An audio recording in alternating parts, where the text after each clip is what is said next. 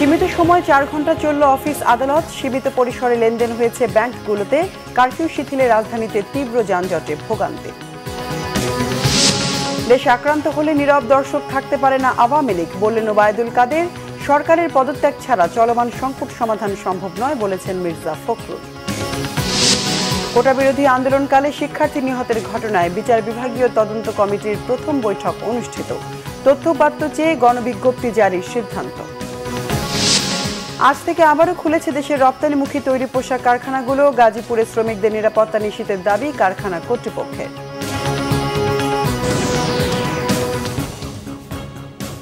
দেখছিলেন সংবাদ শিরোনাম, এবার বিস্তারিত সংবাদ।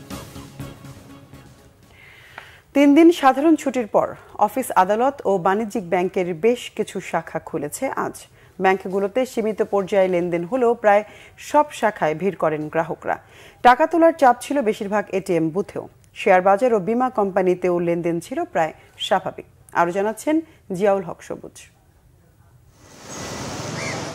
কারফিউ শিথিলের পর বুধবার সীমিত পরিসরে খুলেছে সব সরকারি বেসরকারি অফিস। কড়া নিরাপত্তার মধ্যেই প্রায় স্বাভাবিক কার্যক্রম চলেছে সচিবালয়ে। সাধারণ ছুটির পর মতিঝিলের ব্যাংকপাড়াও সরগরম। সরকারি ও বেসরকারি বাণিজ্যিক ব্যাংকের বেশিরভাগ শাখায় লেনদেন হয়েছে সীমিত পরিসরে। টাকা ছিল না পকেটে, দাঁড় করে চলছি বাজার করে। আমরা স্বল্প আয়ের লোকজন, এই পরে আর ব্যাংক খুললো, আমি ব্যাংকে টাকা উঠাইতে আসছি। খুব কষ্ট হচ্ছে, যেহেতু আপনার সব কিছু তো বদ্ধ ছিল, তারপরে টাকা তুলতে পারি না। একটু আগে এটিএম বুথ চালু হয়েছে। পুবালিতে গেলাম, ওখানে একটু ভিড়। আবার পুবালিতে ওঠানোর পরে আমরা সোনালিতে আসলাম। টাকা তুলতে আসছি আর কি, 4-5 দিন তো বন্ধ ছিল, টাকা শেষ হয়ে গেছে আমার। আমাদের অফিসেও যেতে পারে নাই, মনে করেন যে টাকা পয়সার কোনো ব্যবস্থা করতে পারে না। টাকা না থাকার কারণে তো সমস্যা হয়, ওই জন্য টাকা তুলতে আসছি। উমরায় যাব, এর জন্য কিছু রিয়াল করার জন্য আসছি। তবে লেনদেন প্রায় স্বাভাবিক থাকলেও বেসরকারি ব্যাংকগুলোতে ভিড় ছিল তুলনামূলক কম। টাকা তুলছি এবং জমা দিচ্ছি, অন্যান্য ব্যাংকে তো লেনদেন করছি, কোনো সমস্যা নেই। ইউটিলিটি বিল দেওয়ার জন্য আজকে লাস্ট ডেট ছিল, এই জন্য ব্যাংকে এসেছে বিল দেওয়ার জন্য। ব্যাংকের শাখা প্রধানরা জানিয়েছেন, কেন্দ্রীয় ব্যাংকের নির্দেশনা অনুযায়ী গ্রাহকদের সর্বোচ্চ সেবা দেওয়ার চেষ্টা করছেন তারা। স্বাভাবিক ব্যাংকিং কার্যক্রম বলতে যেটা মূলত যেটা টাকা তোলা এবং জমা দেওয়া বিষয় এবং আনুষঙ্গিক অন্যান্য যে কার্যক্রমগুলো আছে সেগুলোই মূলত আমরা দিচ্ছি। মানে এলসি বা সুইফট ভিত্তিক যে লেনদেনগুলো সেগুলো পূর্ণাঙ্গভাবে এখন চালু করতে পারি না। একটা ব্রাঞ্চ থেকে আরেকটা ব্রাঞ্চে টাকা ট্রান্সফার ঠিকমতোই হচ্ছে।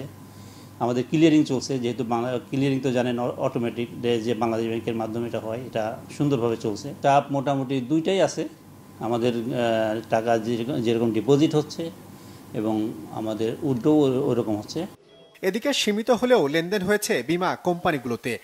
আজকে যেহেতু একটা সুযোগ পাওয়া গেছে কিছুটা সময়ে, এই সময়ের ভিতরে এসেই এই প্রিমিয়াম দেওয়ার কাজটা সেরে নিলাম। সরকারি নির্দেশনা অনুযায়ী আমাদের অফিস খোলা আছে, সো আমাদের কাস্টমার যদি চান তারা এসে এখানে প্রিমিয়াম জমা দিতে পারবেন। পুরোদমে না হলেও শেয়ার বাজারেও লেনদেন হয়েছে। এদিন ঢাকার পুঁজিবাজারে সূচক কমেছে 95 পয়েন্ট। হাতবদল হয়েছে 159 কোটি টাকার শেয়ার। জিয়াউল হক সবুজ, বাংলাভিশন, ঢাকা। রাজধানী ঢাকায় আজ সকাল 10টা থেকে বিকেল 5টা পর্যন্ত 7 ঘন্টা কারফিউ শিথিল ছিল। ফলে রাস্তায় বাড়ে মানুষের চাপ, ব্যক্তিগত গাড়ি। এর বিপরীতে রয়েছে গণপরিবহন সংকট। 3 দিন ছুটির পর রাস্তায় দেখা মিলেছে দীর্ঘ যানজটের। বিকেল 5টার মধ্যে ঘরে ফেরার জন্য ব্যস্ত ছিল সাধারণ মানুষ। আরও জানাচ্ছেন দীপন দেওয়ান। 6 দিন পর ঢাকার রাস্তা ফিরে পেয়েছে তার পুরনো চেহারা। সড়কে দীর্ঘ যানবাহনের সারি, সিএনজি, অটোরিকশা ও ব্যক্তিগত গাড়ির দেখা মিলেছে প্রচুর, কিন্তু সেই তুলনায় খুবই নগণ্য গণপরিবহন। 11টা থেকে 3টা পর্যন্ত অফিস খোলা থাকায় অনেকেই নেমে পড়েন রাস্তায়। ভোগান্তি থাকার পরও যেভাবে পেরেছেন যানবাহনে চেপে পৌঁছেছেন গন্তব্যে।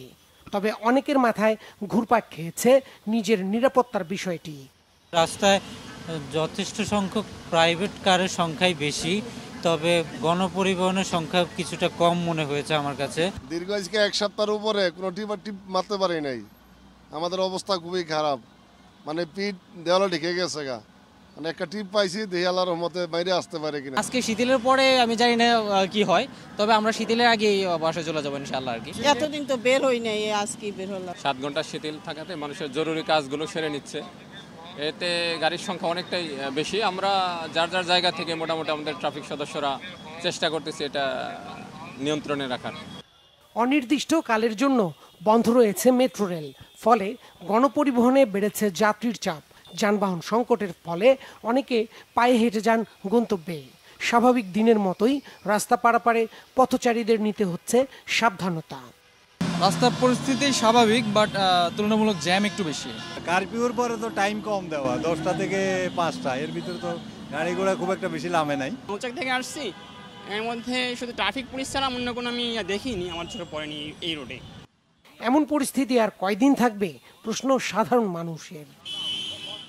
দীপন দেওয়ান, বাংলা ভিশন, ঢাকা।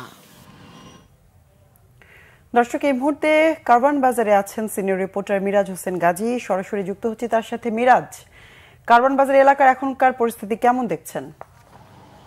যেবা রাজধানীর কারওয়ান বাজার এলাকায় এই মুহূর্তে আসলে যেহেতু বিকাল 5টা পর্যন্ত কারফিউ শিথিল ছিল, বা কারফিউর যে বিধিনিষেধগুলো আছে সেগুলো যেহেতু শিথিল ছিল, 5টার পর থেকে আসলে কারফিউর যেই নিয়মিত যে বিধিনিষেধগুলো আছে সেগুলো কিন্তু কার্যকর রয়েছে। অর্থাৎ এখন 6টার পরেও কিন্তু রাজধানী কারওয়ান বাজারের যে প্রধান সড়কটি, যেটি বাংলা মোটর শাহবাগ কারওয়ান বাজার, এই এলাকায় যেই সড়কটি, সেই সড়কে কিন্তু যানবাহন চলাচল করছে। এবং মাঝে মধ্যেই দেখা যাচ্ছে যে এই রাস্তায়, অর্থাৎ শাহবাগ থেকে কারওয়ান বাজারের দিকে যে রাস্তাটি এসেছে, সেই রাস্তায় কারওয়ান বাজার সিগন্যালে মাঝে মধ্যে কিন্তু দীর্ঘ গাড়ির সারি বা গাড়ির জটলা দেখা যাচ্ছে। একই সাথে কিন্তু আবার কারওয়ান বাজার থেকে বাংলা মোটরের দিকে যেই রাস্তাটি গিয়েছে, সেটিও দেখা যাচ্ছে যে বাংলা মোটর সিগন্যালে গিয়ে সিগন্যাল পড়ছে, বা কারওয়ান বাজার মোড়ের চারদিক থেকেই গাড়ির সিগন্যাল দেখা যাচ্ছে। এছাড়াও আশপাশের যেই সড়কগুলো আছে, সেই সড়কগুলোতেও যানবাহন চলাচল করছে। এবং হাতির ঝিল এলাকায় যেই ফ্লাইওভারটি রয়েছে, যেটি মগবাজার থেকে হাতির ঝিলের পাশ দিয়ে তেজগাঁ 7 রাস্তায় গিয়ে নেমেছে যেই ফ্লাইওভারটি, সেখানেও কিন্তু যানবাহনের চাপ রয়েছে, দীর্ঘ গাড়ির সারি রয়েছে, বলা চলে যে এক প্রকার যানজট কিন্তু রয়েছে, নিশ্চয়ই আপনি দেখতে পাচ্ছেন। এবং আশপাশে অন্যান্য জায়গাতেও যেই তথ্য আমরা সংগ্রহ করেছি, সেখানেও যে রাজধানীতে মোটামুটি যানবাহন চলাচল করছে। আজকে যেহেতু আজকেই এই যেই কোটা সংস্কারের আন্দোলনকে কেন্দ্র করে পরবর্তীতে যেই সংঘর্ষ, সহিংসতা এবং তার প্রেক্ষিতে যেই কারফিউ জারি করা হয়, সেই কারফিউর মধ্যে আজকে কিন্তু প্রথম কর্মদিবস বা অফিস আজকেই কার্যক্রমগুলো শুরু হয়েছিল, যে কারণে কিন্তু সকাল 10টা থেকে বিকাল 5টা পর্যন্ত এই কারফিউর যে বিধিনিষেধগুলো আছে সেগুলো শিথিল করা হয়েছে। আর সেই শিথিল করার কারণে দেখা যাচ্ছে যে যারা অফিসে গিয়েছেন তারা আসলে এই রাস্তা দিয়ে যেহেতু এখন যাতায়াত করতে হচ্ছে, সেই কারণে তাদের চাপের কারণে একটু যানজট দেখা দিয়েছে বা গাড়ির চাপ রয়েছে। তবে এই আজকে যেই কর্মসূচি যারা পালন করেছে এই কয়েকদিন, যেহেতু আনুষ্ঠানিকভাবে সেটি প্রত্যাহারও করা হয়েছে, এরপর আজকে কিন্তু আসলে কোথাও রাজধানীর কোথাও ওই ধরনের কোনো রকম কর্মসূচি বা কোনো রকম সহিংসতা, সংঘাত বা এ ধরনের কোনো খবর কিন্তু এখন পর্যন্ত পাওয়া যায়নি। তবে আইনশৃঙ্খলা রক্ষাকারী বাহিনীর টহল এবং নজরদারি কিন্তু কড়াকড়ি আরোপ করা হয়েছে, এবং মাইকিং করেও নাগরিকদেরকে সতর্ক বা সচেতন করা হচ্ছে যাতে কারফিউর মধ্যে এই বিধিনিষেধগুলো অমান্য করা না হয়। তো যেবা এই ছিল আসলে আমার কাছে রাজধানীর কারওয়ান বাজার এবং আশপাশের এলাকার এবং ঢাকার মোটামুটি একটি চিত্র এই কারফিউ চলাকালে। মিরাজ, ধন্যবাদ আপনাকে। দেশ যখন আক্রান্ত, আওয়ামী লীগ তখন নীরব দর্শকের ভূমিকা পালন করতে পারে না বলেছেন দলের সাধারণ সম্পাদক ওবায়দুল কাদের। বলেছেন শেখ হাসিনা ও তার কর্মীরা পালায় না। মোহাম্মদপুরের আদাবরে দুস্থদের মাঝে খাবার বিতরণের সময় তিনি এসব কথা বলেন। ওবায়দুল কাদের বলেন, দেশের স্বাধীনতা ও মুক্তিযুদ্ধের মূল্যবোধ আজ আক্রান্ত। মেট্রো রেলের 2টি স্টেশন পুড়ে ছাই। সরকারের সব অর্জনকে ধ্বংসযজ্ঞে পরিণত করা হয়েছে। বিএনপি নেতারা এখনো ধ্বংস ও আগুন সন্ত্রাসের কথা বলেন। আর কত ধ্বংস চান তারা, সেই প্রশ্নও রাখেন তিনি। বলেন, দুদিনে প্রমাণ হয়েছে বিএনপি এদেশকে চায় না। জাতির এই দুর্যোগে শেখ হাসিনাই বিশ্বস্ত ঠিকানা। স্বাধীনতার আদর্শে বিশ্বাসী সবাইকে ঐক্যবদ্ধ থাকার আহ্বান জানান তিনি। বিএনপি জামাতের তাণ্ডবের বিরুদ্ধে পাড়া মহল্লায় দলীয় নেতাকর্মীদের প্রস্তুত থাকার আহ্বান জানান ওবায়দুল কাদের। এর আগে মোহাম্মদপুরের টাউন হলে আইহীন দরিদ্র মানুষের মাঝে খাবার বিতরণ করেন বস্ত্র ও পাট মন্ত্রী জাহাঙ্গীর কবির নানক। অভিযোগ করেন, দেশের অভ্যন্তরীণ বিষয়ে হস্তক্ষেপ করতে 185টি দেশে বার্তা পাঠিয়েছেন নোবেলজয়ী ডক্টর মোহাম্মদ ইউনূস। আমরা নীরব দর্শকের ভূমিকা পালন করতে পারি না। যখন আমার দেশ, যখন আমার অর্জন আক্রান্ত, শেখ হাসিনাও পালাবে না, তার কর্মীরাও পালাবে। প্রস্তুত থাকুন, মহানগরে, জেলায়, উপজেলায়, পাড়ায়, মহল্লায়, ওয়ার্ডে ওয়ার্ডে সর্বত্র শেখ হাসিনা ডাকে দুর্বৃত্ত দুর্গ গড়ে তুলুন আগুন সন্ত্রাসে। অধ্যাপক ইউনূস 185টি দেশে বার্তা বাড়িয়েছেন তারা যেন বাংলাদেশের আভ্যন্তরীণ ব্যাপারে বা পরিস্থিতির ব্যাপারে যেন হস্তক্ষেপ করেন। আবার আপনি প্রমাণ করলেন যে এই বাংলাদেশকে আপনি মেনে নিতে পারেন নাই। বিএনপির মহাসচিব মির্জা ফখরুল ইসলাম আলমগীর বলেছেন, জনগণকে বিভ্রান্ত করতেই হতাহতের ঘটনা আড়াল করে শুধু স্থাপনার ক্ষয়ক্ষতির দিকে নজর দিতে চায় সরকার। কতজন মারা গেছে বা আহত হয়েছে তা স্পষ্ট করা হচ্ছে না। গুলশান কার্যালয়ে এক সংবাদ সম্মেলনে বিএনপির মহাসচিব অভিযোগ করেন, কোটা সংস্কারের প্রজ্ঞাপন জারি করা হলেও ছাত্রদের সাথে কোনো আলোচনা করা হয়নি।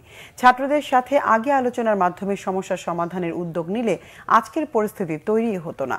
শত শত নিরীহ ছাত্র জনতাকে হত্যা, কারফিউ জারি ও সেনা মোতায়েন সরকারের ব্যর্থতা। মির্জা ফখরুলের অভিযোগ, সরকার পরিকল্পিতভাবে এই অবস্থা তৈরি করেছে। এখন শুধু রাজনৈতিক উদ্দেশ্যে তারেক রহমান ও বিএনপিকে দায়ী করে বক্তব্য দিচ্ছে। আওয়ামী লীগ দেউলিয়া দলে পরিণত হয়েছে। রাষ্ট্রীয় বাহিনীকে ব্যবহার করে তাদের এখন ক্ষমতায় টিকে থাকতে হচ্ছে। তিনি বলেন, রাজনৈতিকভাবে সমাধান ছাড়া এসব সংকটের সমাধান সম্ভব নয়। গত কয়েকদিনে বিএনপির 2000-এর বেশি নেতাকর্মীকে আটক করা হয়েছে দাবি করে অবিলম্বে তাদের মুক্তির দাবি জানান বিএনপির মহাসচিব। কোটা সংস্কারের দাবিতে আন্দোলনের সময় শিক্ষার্থী নিহতের ঘটনায় সুপ্রিম কোর্টে বিচার বিভাগীয় তদন্ত কমিটির প্রথম বৈঠক অনুষ্ঠিত হয়েছে। কোটা বিরোধী আন্দোলনের সব মৃত্যুর ঘটনা তদন্তে হাইকোর্ট বিভাগের বিচারপতি খন্দকার দিলুরুজ্জামানের নেতৃত্বে বিচার বিভাগীয় তদন্ত কমিটি গঠন করা হয়। সুপ্রিম কোর্টের অডিটোরিয়ামে হয় এই বৈঠক। যোগ দেন কমিটির সদস্যরা। বৈঠক শেষে কমিটির প্রধান বলেছেন, তথ্য উপাত্ত চেয়ে গণবিজ্ঞপ্তি জারির সিদ্ধান্ত হয়েছে। শুধু 6 জনের মৃত্যুর ঘটনারই আপাতত তদন্ত হবে বলে জানান বিচারপতি খন্দকার দিলুরুজ্জামান। সরকারের পক্ষ থেকে বলা হয়েছে, প্রতিটি সহিংস ঘটনা তদন্ত হবে। প্রধানমন্ত্রী শেখ হাসিনার নির্দেশে এই কমিটি গঠন করা হয়েছে। কোটা সংস্কারের দাবিতে চলমান আন্দোলনে হতাহতের ঘটনা তদন্তে এই কমিটি গুরুত্বপূর্ণ ভূমিকা পালন করবে বলে আশা করা হচ্ছে। সাধারণ ছুটি ঘোষণায় 4 দিন বন্ধ থাকার পর আজ থেকে চালু হয়েছে রপ্তানিমুখী তৈরি পোশাক কারখানাগুলো। কারফিউ চলাকালে শ্রমিকদের আইডি কার্ডই মুভমেন্ট পাস হিসেবে গণ্য হবে। এদিকে গাজীপুরে কর্মক্ষেত্রে যোগ দিতে শ্রমিকদের নিরাপত্তা নিশ্চিতের দাবি কারখানা কর্তৃপক্ষের। নিরাপত্তায় মাঠে রয়েছে বিজিবি, সেনাবাহিনী ও পুলিশ। গাজীপুর ও চট্টগ্রাম থেকে প্রতিনিধিদের তথ্য ও ছবিতে রিপোর্ট। সারা দেশে কারফিউ এবং সাধারণ ছুটি ঘোষণায় 4 দিন বন্ধ থাকার পর বুধবার সকাল থেকেই দলে দলে নিজ নিজ কর্মস্থলে যোগ দেন পোশাক কর্মীরা। গাজীপুরে সকাল 10টা থেকে কারফিউ শিথিল করার পাশাপাশি পোশাক কারখানাগুলো বুধবার থেকে একযোগে চালু করা হয়। কর্মক্ষেত্রে যোগ দিয়ে খুশি পোশাক শ্রমিকরা। 4 দিন পরে আমরা কাজে আসতে পারছি, আমাদের ফ্যাক্টরি খুলছে, আমরা এখন কাজে জয়েন করাতে আমরা অনেক আলহামদুলিল্লাহ ভালোভাবে অফিসে আসছি, কাজ করতেছি, কোনো সমস্যা নাই। আমাদের ডিউটিতে আইছি, ভালো মোটামুটি ডিউটি করতেছি, সবার সাথে দেখা হলো, ইনশাআল্লাহ ভালো লাগতেছে। কারখানা কর্তৃপক্ষ জানিয়েছে, কয়েকদিন বন্ধ থাকায় অনেক ক্ষতি হয়েছে তাদের। ক্ষতি পুষিয়ে নিতে এবং দেশের অর্থনীতির চাকা চালু রাখতে সরকারের সব ধরনের সহযোগিতা চান তারা। সরকারের কাছে আবেদন জানাচ্ছি আমাদের প্রশাসনের মাধ্যমে, যেন আমরা আমাদের যারা ওয়ার্কার শ্রমিক যারা আছেন তারা যেন যাতায়াতের সুবিধা পায়। আর আমাদের যে ক্ষতিগুলো হয়ে গেছে, আমরা যদি কোনো কোটা আন্দোলন আর না হয় তাহলে আমরা আমাদের ক্ষতিগুলো আমরা পুষিয়ে নিতে পারবো। এদিকে শ্রমিকদের নিরাপত্তায় মাঠে রয়েছে বিজিবি সদস্য সহ সেনাবাহিনী ও পুলিশ সদস্য। পরিস্থিতি অনেকটা স্বাভাবিক হয়ে আসছে। আমরা সর্বদা চেষ্টা করব যাতে গার্মেন্টস বা এই পোশাক শিল্প যাতে আমাদের দেশে নিরাপদে থাকে, পোশাক শ্রমিকরা যাতে নিরাপদে কাজ করতে পারে এবং আমাদের অর্থনীতির চাকা যাতে সচল থাকে, সেজন্য আমরা সর্বদা বিজিবি প্রস্তুত রয়েছি তাদেরকে সহযোগিতা করার জন্য। অন্যদিকে চট্টগ্রামে পোশাক কারখানাগুলো মঙ্গলবার থেকেই চালু হয়। বিজিএমইএ জানিয়েছে চট্টগ্রামে 600 গার্মেন্টস কারখানার মধ্যে 350টির মতো কারখানা চালু রয়েছে। তবে কয়েকজন মালিক ইন্টারনেটের কারণে বিদেশি বায়ারদের সাথে যোগাযোগ করতে পারছেন না। দেশের অর্থনীতির চাকা সচল রাখতে এবং পোশাক শ্রমিকদের নিরাপত্তার জন্য সরকার সব ধরনের ব্যবস্থা গ্রহণ করবে এমন প্রত্যাশা সব শ্রেণী পেশার মানুষের। সুচরিতা সূচি, বাংলা ভিশন নিউজ ডেস্ক। দেশের বিভিন্ন জায়গায় কারফিউ শিথিল করায় স্বাভাবিক হয়ে আসছে জনজীবন। বুধবার চট্টগ্রামে সকাল 9টা থেকে সন্ধ্যা 6টা পর্যন্ত 9 ঘণ্টা কারফিউ শিথিল করা হয়। বেলা বাড়ার সাথে সাথে যান চলাচল বাড়তে থাকে নগরীর বিভিন্ন সড়কে। ছেড়ে যায় ঢাকা সহ দূরপাল্লার বেশ কিছু গাড়ি। এতে সতর্ক অবস্থায় ছিলেন আইন শৃঙ্খলা রক্ষাকারী বাহিনীর সদস্যরা। কঠোর নিরাপত্তায় অনেকটাই স্বাভাবিক ছিল রংপুরের পরিস্থিতি। পঞ্চগড়, ঠাকুরগাঁও, দিনাজপুর, নীলফামারী, লালমনিরহাট, কুড়িগ্রামে সকাল 6টা থেকে সন্ধ্যা 6টা এবং রংপুর ও গাইবান্ধা জেলায় সকাল 9টা থেকে বিকেল 5টা পর্যন্ত কারফিউ শিথিল করা হয়। এতে বেড়েছে সড়কে যানবাহন ও মানুষের সমাগম, খুলেছে দোকানসহ বিভিন্ন ব্যবসা প্রতিষ্ঠান। এদিকে টাঙ্গাইলে সন্ধ্যা 7টা হতে বৃহস্পতিবার সকাল 7টা পর্যন্ত আবারও কারফিউ বলবৎ থাকবে বলে জানিয়েছে জেলা প্রশাসন। এছাড়া জেলাটিতে সকাল 7টায় কারফিউ প্রত্যাহার করায় স্বাভাবিক ছিল জনজীবন। উদ্বোধনের 9 মাস পরও চালু হয়নি কুষ্টিয়া মেডিকেল কলেজ হাসপাতালের ইনডোর চিকিৎসা। ব্যাহত হচ্ছে শিক্ষার্থীদের হাতে কলমে শিক্ষা, সেবাবঞ্চিত হচ্ছেন রোগীরা। কুষ্টিয়া মেডিকেল কলেজের শিক্ষার্থীরা বলছেন 3 বছরের প্রকল্প 13 বছরে বাস্তবায়ন এবং 350 কোটি টাকার প্রকল্প ব্যয় বেড়ে হয়েছে 700 কোটি টাকা। কুষ্টিয়া থেকে হাসান আলীর তথ্য ও ছবিতে ডেস্ক রিপোর্ট। সব প্রস্তুতি শেষ হলেও অদৃশ্য কারণে এখনও চালু হয়নি কুষ্টিয়া মেডিকেল কলেজের নিজস্ব ক্যাম্পাসের 500 শয্যার ইনডোর হাসপাতাল ভবনটি। সীমাহীন ভোগান্তিতে শিক্ষার্থী ও রোগীরা। এদিকে 250 শয্যার জেনারেল হাসপাতালে কুষ্টিয়া মেডিকেল কলেজের বর্ধিত চাপ ও প্রতিদিন ইনডোরে 7 থেকে 800 রোগীর চিকিৎসা দিতে গিয়ে হিমশিম অবস্থা কর্তৃপক্ষের। ইন্টার্ন চিকিৎসকরাও কাঙ্ক্ষিত সেবা দিতে পারছেন না। সংকট উত্তরণে অবিলম্বে কুষ্টিয়া মেডিকেলের নিজস্ব ক্যাম্পাসে 500 শয্যার হাসপাতালে ইনডোর চিকিৎসা সেবা চালুর বিকল্প দেখছে না চিকিৎসকরা। বহির্বিভাগে গড়ে 1500 থেকে 2000 রোগী চিকিৎসা নেয়। এত বিপুল সংখ্যক রোগীকে এই স্বল্প পরিসরে চিকিৎসা দিতে যেয়ে আমাদের চিকিৎসা সেবা ব্যাহত হচ্ছে। সেই জন্য আমাদের দাবি কুষ্টিয়া মেডিকেল কলেজ হাসপাতালকে অচিরেই চালু করার ব্যবস্থা নেওয়া হোক। প্রাণের ক্যাম্পাসটি পূর্ণাঙ্গ রূপে চালুর দীর্ঘ 13 বছরের অপেক্ষা কুষ্টিয়া মেডিকেল কলেজ হাসপাতালের শিক্ষার্থীদের। আমরা চাই যে ইনডোর এবং অপারেশন যে সুবিধা এগুলো চালু হোক, কারণ আমাদের পড়াশোনার জন্য ইনডোর এবং অপারেশন সুবিধাটা সব থেকে বেশি লাগে। সদর হসপিটালে যাওয়া আমাদের পক্ষে এখন খুব কষ্ট হয়ে দাঁড়িয়েছে। আর এই সময় যদি আমাদের হসপিটালটা চালু থাকে আমরা আরও ভালোভাবে আমাদের ক্লিনিক্যাল প্র্যাকটিসগুলো করতে পারি। যত দ্রুত হাসপাতালে চালু হবে তত দ্রুত আমার ছাত্রছাত্রীদের জন্য এবং জনগণের জন্য এবং শিক্ষকদের জন্য সবার জন্য খুবই প্রয়োজন বলে আমরা মনে করি। তবে হাসপাতাল চালু করার জন্য সম্পূর্ণভাবে পরিচালক মহোদয় এই ইনফ্রাস্ট্রাকচার থেকে শুরু করে ম্যান পাওয়ার সব কিছুর জন্য উনি যত সম্ভব সচেষ্ট আছেন। আমাদের কলেজ কর্তৃপক্ষ এটা সহায়তা করতে পারে, কিন্তু কাজ উনি করবেন। শিগগিরই ইনডোর সেবা চালুর আশ্বাস দিয়েছে কুষ্টিয়া মেডিকেল কলেজ হাসপাতালের পরিচালক।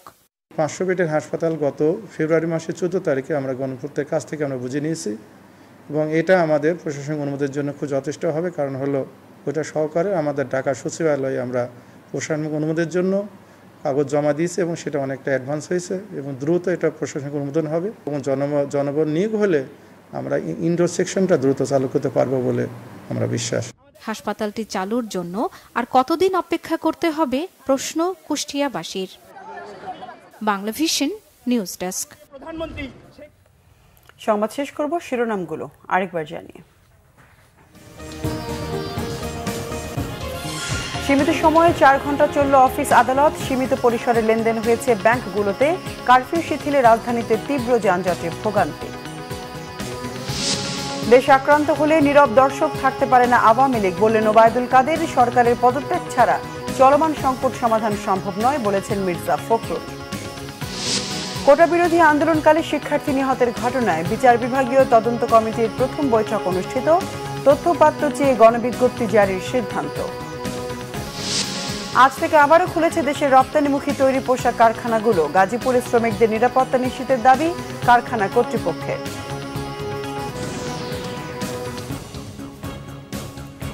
দর্শক, ছিল এখনকার মতো। পরের সংবাদ সন্ধ্যা 7:30টায় দেখার আমন্ত্রণ রইল। এছাড়া বাংলাভিশন সংবাদ ও সংবাদ সংশ্লিষ্ট অনুষ্ঠান দেখতে ভিজিট করুন www.bvnews24.com ও facebook.com/banglavisionnews এবং সাবস্ক্রাইব করুন youtube.com/banglavisionnews। এতক্ষণ সঙ্গে থাকায় ধন্যবাদ সবাইকে।